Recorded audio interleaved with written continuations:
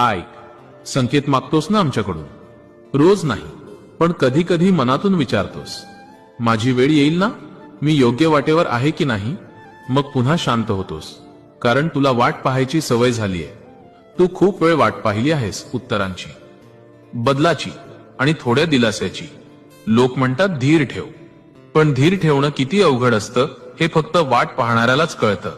तू अनेक वेळा निराश झालास, मनातून कोसळलास, पण तरीही कोणालाही दोष दिला नाहीस. हे सगळ्यांना जमत नाही. कधी कधी तुला वाटतं सगळे पुढे जातायत आणि तू मात्र तिथेच थांबलायस. पण नीट ऐक, सगळे पुढे जात नाहीत. काही लोक थांबून तयार होत असतात, आणि तू त्यातलाच एक आहेस.